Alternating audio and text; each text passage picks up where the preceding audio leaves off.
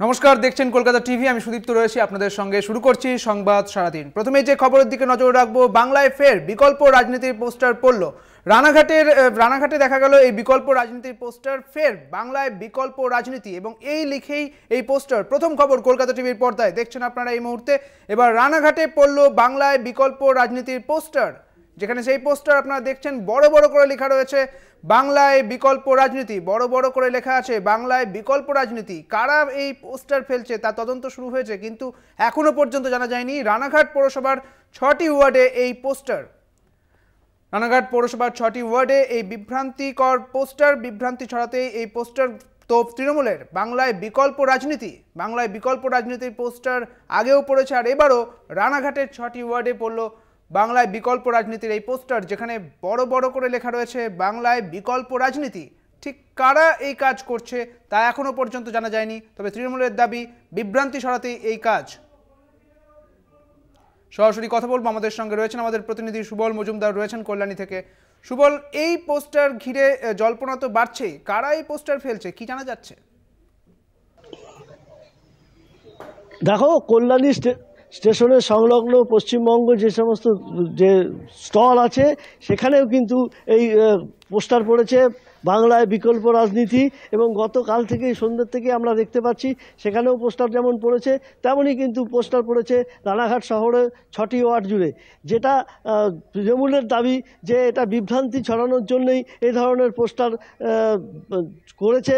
বাংলায় বিকল্প বলতে মমতা বন্দ্যোপাধ্যায়ের বিকল্প আর নেই, কাজেই এসব কোনো বিভ্রান্তি ছড়ানোর জন্যে মানুষের মধ্যে এই পোস্টারগুলো ছড়ানো হয়েছে। তবে কে বা কারা এই পোস্টার ছাড়িগুলো লাগিয়েছে তা কিন্তু এখনও জানা যায়নি। এদিকে রাজ্য জেলা সভাপতি রানাঘাটের সারথী চট্টোপাধ্যায় বিজেপির, তিনি দাবি করেছেন যে বিজেপি একমাত্র বিকল্প বাংলায়, এবং বাংলায় বিকল্প যে রাজনীতি দরকার সেটা কিন্তু পরিষ্কার। তিনি বলছেন যে বাংলায় বিকল্প রাজনীতি দরকার এবং সেটা সম্ভব শুধুমাত্র বিজেপি ক্ষমতায় এসে, বা বিজেপি দিতে পারে এই বিকল্প রাজনীতি। পাশাপাশি দেখো, এই রকম বিভ্রান্তি শুধু খালি কলকাতা কোচবিহার নয়, সমস্ত জেলাতেও কিন্তু দেখা যাচ্ছে বিভিন্নভাবে কে বা কারা রাতের অন্ধকারে এ ধরনের পোস্টার পাঠাচ্ছেন বা লিখছেন বাংলায় বিকল্প রাজনীতি। এখনও পর্যন্ত পরিষ্কার নেই এর পেছনে কারা আছে, এটাই কিন্তু খোঁজার চেষ্টা করছে প্রশাসন, যে এই বিকল্প রাজনীতি বলে যে পোস্টারগুলো ছড়ানো হচ্ছে এর পেছনে কারা, এর পেছনে মাথাটা কে, এটাই কিন্তু জানার চেষ্টা করছে সকলে। সুদীপ্ত, তৃণমূলের পক্ষ থেকে কি বলা হচ্ছে?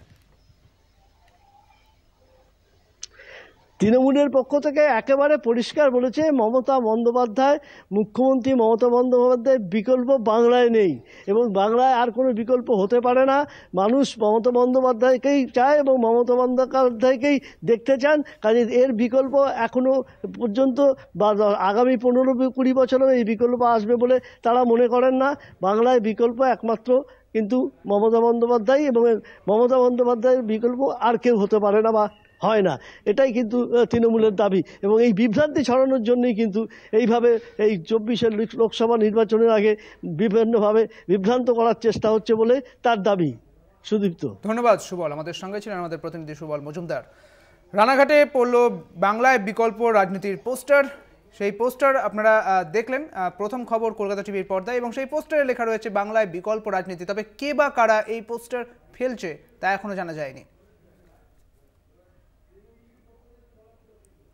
তবে এই ঘটনায় তৃণমূল এবং বিজেপির পক্ষ থেকে কি বলা হয়েছে শোনাবো আপনাদের।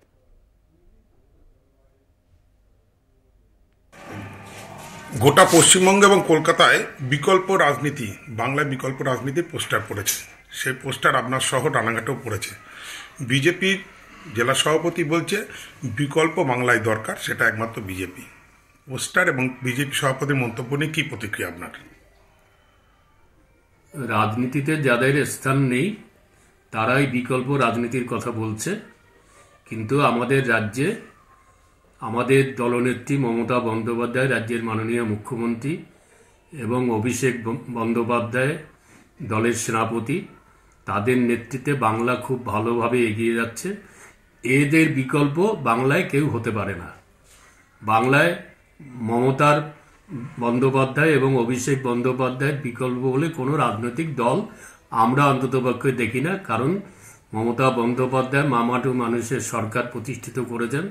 মামাটি মানুষের সরকার, মামাটি মানুষ উপকৃত হচ্ছেন। অতএব বাংলায় বিকল্প বলে কোনো কিছুই অস্তিত্ব থাকতে পারে না। এই ধরনের পোস্টারকে কি বলবেন পড়ছে শহরে? এটা তো বলছি, এটা এক ধরনের রাজনৈতিক বিভ্রান্তি ছড়াবার জন্য কিছু যাদের পাঠতলায় মাটি নেই, কংগ্রেস, সিপিএম এবং ভারতীয় জনতা পার্টি, যাদের মানুষের সঙ্গে কোনো জনসংযোগ নেই, জনসংযোগ বিচ্ছিন্ন হয়ে পড়েছে। কলকাতার পাশাপাশি রানাঘাটেও বিকল্প রাজনীতির পোস্টার পড়েছে বিভিন্ন জায়গায়, কি প্রতিক্রিয়া আপনার? না, শুধু রানাঘাট নয়, সারা রাজ্যেই বিক্ষিপ্তভাবে বিভিন্ন জায়গাতেই পোস্টার পড়েছে।